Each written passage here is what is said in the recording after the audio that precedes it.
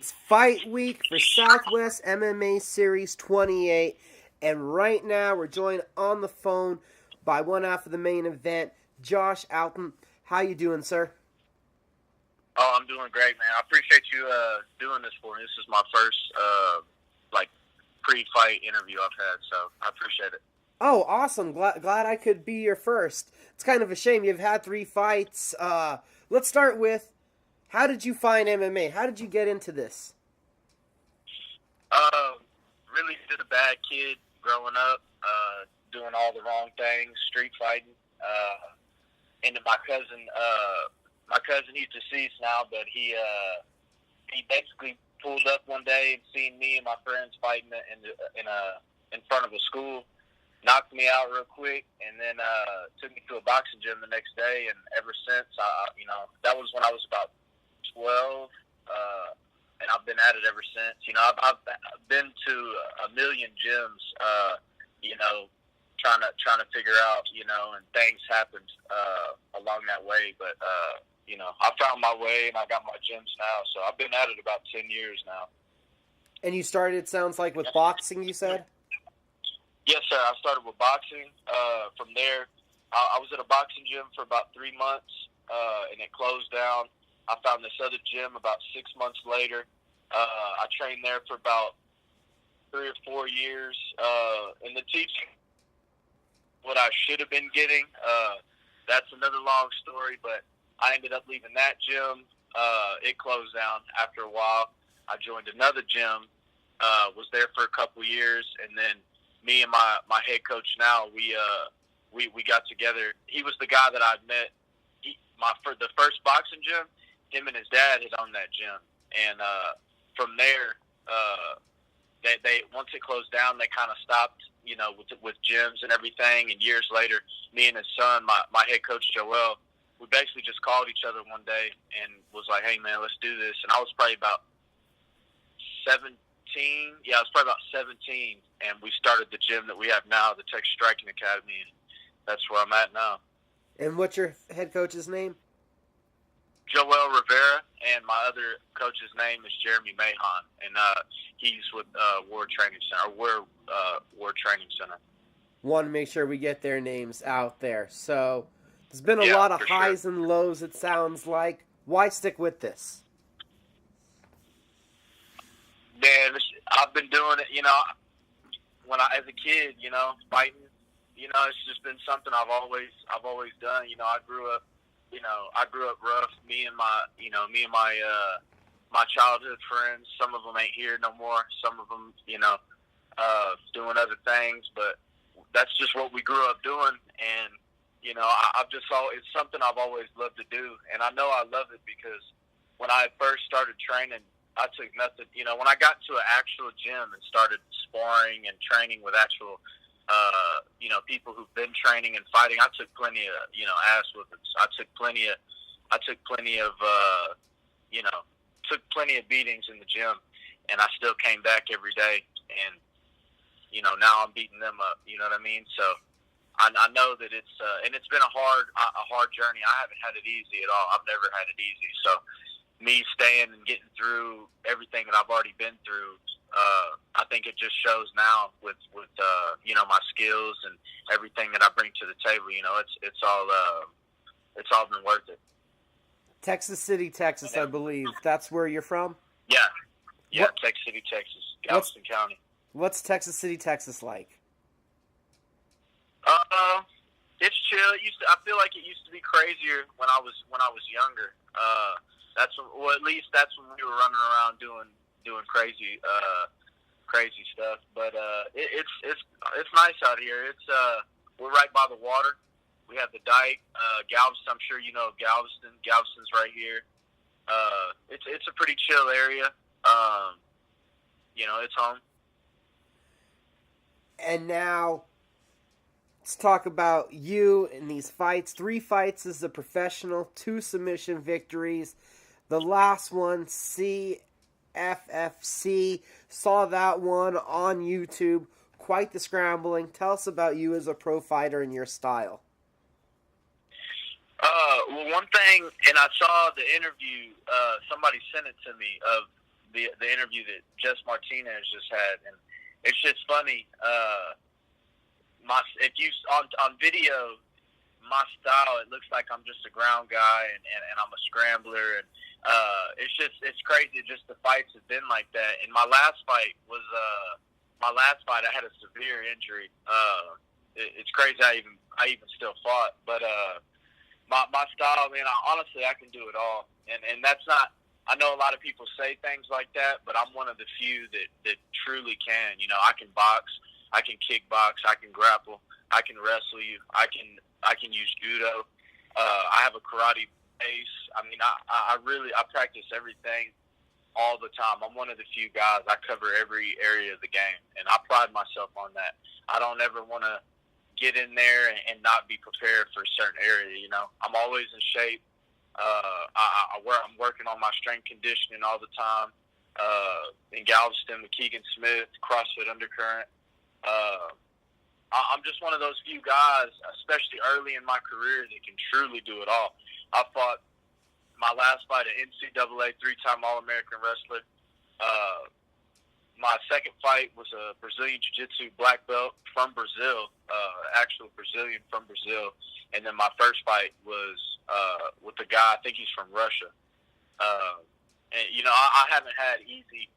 Well, they've been easy, honestly. I haven't took much damage in my fights, but they haven't been easy opponents. You know what I mean? I'm not taking fights with you know, just cans. You know, and this fight, I'm fighting. He's either number 1 or number 2 up there in New Mexico. You know, so I'm taking fights that are gonna bring me to that. You know, taking me each step. You know what I mean? Taking me to where I want to go. So I'm definitely on the right track. How has it been that in 4 fights, this will be your 3rd different state?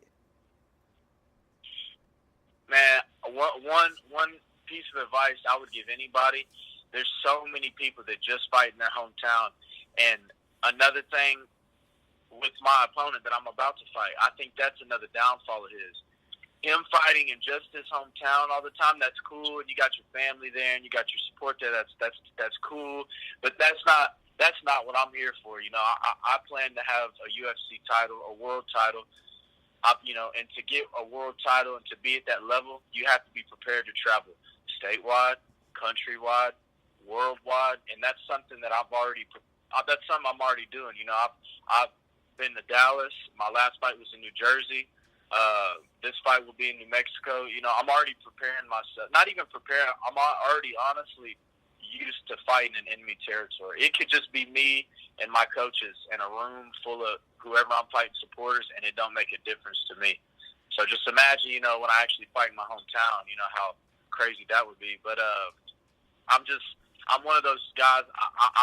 I'm not looking just to get the hometown, you know, just fight people down here. You know what I mean? I want to fight everybody. You know what I mean? I want to do it now, you know, and this is the way to, for me at least, this is the way to go, I believe.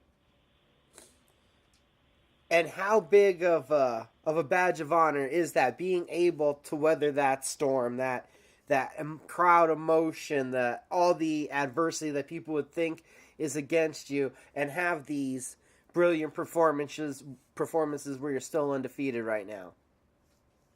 Oh, I mean, I don't know if it's just the person or maybe it's just, I don't know, but I mean, like I said, I've grown up street fighting all the time. So getting in a cage and people booing me, that just excites me. That's better than somebody pulling out a gun or doing something else. You know what I mean? I'm that excited. I had a kid, one of my amateur fights I had in Dallas. I had some kids throwing French fries at me before I was walking out, and that just excited me. That just got me more hungry to go out there and do what I had to do. I remember right before I got in the cage on that fight, I looked back at my 2 coaches, and it was just them. I didn't have nobody there for me. It was a whole crowd of him. Like, the whole crowd was for the guy I was fighting. And I told them, I was like, hey, be ready, because they're about to be pissed. And a minute and a half in, they were pissed. But yeah, I guess it's just me, because it doesn't bother me, you know. And I honestly, I relish if people boo. People were booing in my last fight too in New Jersey, and it just, I don't know. It's a good feel. I like it. Is there something worse that's happened to you than French fries being thrown at you? In the fight, in the like fights. In the fight scenario of being that on the road guy, I'm sure throughout life there's been worse, but I meant in that fight scenario. Oh yeah. Nah, it's been pretty so far. It's been pretty smooth sailing. I've had a few weird things with like commissions trying to, like in my last fight, right after the fight, and I got my hand wraps signed off on, because before you get in the cage, you have to have your you got to have your hand wraps signed off by the state.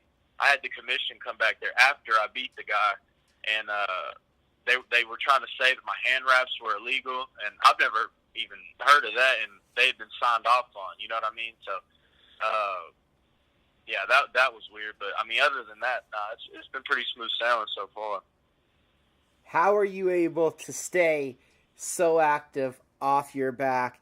Mostly referring to that last fight. A lot of guys will get tired, eventually succumb to the position. You kept fighting. You kept going for every inch. It's just the way that I'm prepared. I'm honestly, the people I have around me, the coaches I have around me, we're prepared. I'm telling you, we're preparing for all scenarios, and I don't just prepare for one person. I'm literally preparing for everybody. I already, I want to be prepared everywhere. And if you want to, I'm a finisher. You know what I mean? I've finished all my fights. The only fight I haven't finished is the Brazilian, and I got very close to finishing him a few times. If you want to finish fights, you got to go for the finish. It's that simple, And if you want to finish, you got to be in shape, and you got to keep searching for the finish. Of course, if you get a good position, you want to, you want to control that position for a minute, slow them down. But in that scenario, being on top, that guy was trying to ground and pound me the entire time. And knowing the team he comes from, he had Frankie Edgar in his corner. We all know how Frankie fights, so I already kind of had an idea of how he wanted to, how he was gonna want to attack on top, and he was being so aggressive, and I made him pay for it. And just attacking like that, man, it's all in the training, You fight how you train. Where did super glue come from? So years ago, I was about 14, and there was this guy. He was a fighter, and he had come in, and he had got some sparring in with some of my head coach. Him and them had sparred years then. After they had done sparring, I had asked him if I could roll with him, and me and him rolled. And I remember I got his back.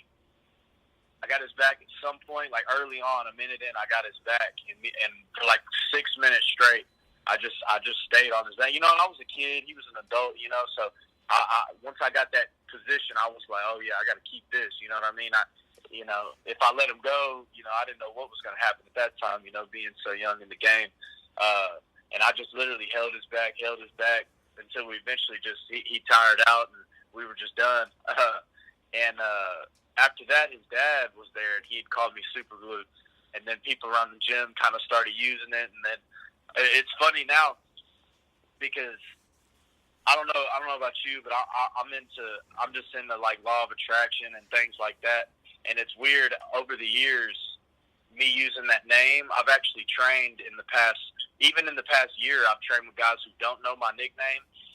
Like 2 months ago, I had a guy tell me, he's like, man, you were like glue. And I told him, I was like, man, that's funny. People, my nickname's like super glue. So it's, it's funny. So I guess my style my ground style kind of fits the name for sure. Awesome. So totally fits the nickname right there. And again, all focus is on Saturday night. How do you find your success, get your hand raised against Jess Martinez? I'm going to go out there and I'm going to, I seen he said it in his interview. He already knows that I'm coming straight. I'm coming straight forward. I'm not one of those guys. I'm not going to sit back and I'm not going to let you play. That elevation, I'm prepared for it. That's the only tool that I think he has that he's truly betting on. And if you want to beat me, you got to bring more tools to the table, not just a climate issue. That's not going to be enough for me. And one thing you will see in this fight, you'll see exactly what I'm talking about when I say how well-rounded I am. My last fight, literally 99% of people wouldn't have walked in the cage, and I guarantee that it was that bad of an injury, and I still got it done. So I'm healthy and I'm ready to go. Everything's been perfect. I've been doing absolutely amazing in my sparrings. So Saturday night you'll get to see what I'm talking about. And I'm not even too much of the cocktail. I'm really not. I'm just telling you truthfully what I think. I think I'll have him out of there in the first or second round. And that's not trying to make a prediction or nothing. That's just honestly what I think. I'll have him out of there in the first or the second for sure. Josh, Superglue, Altum, gotta thank you for the time, sir. Was there anybody that you need to thank or shout out to? Oh man, I just want to shout out of course my gyms, the Texas Striking Academy, War Training Center. Them two gyms now, we've merged together. They've done amazing things for me, and I'm truly grateful. All my sparring partners there, all my training partners. Shout out to my mom. She does everything for me. She helps me out so much. My mom, my homeboys, Adrian, Blake, they do amazing things for me. I got a whole team behind me now, and everybody's kind of, helping me and help. I'm learning from them. They're helping me piece everything together. So I just want to shout them out because, this is, at the end of the day, when you get in there, it's only me you're seeing, but behind the scenes, it's definitely a team effort. And without them, I wouldn't be able to do this, no doubt. Everybody should be out at Buffalo Thunder Saturday night. I got a feeling we're going to see some fireworks. Again, Josh, thank you so much for the time. I appreciate you, man. Thank you.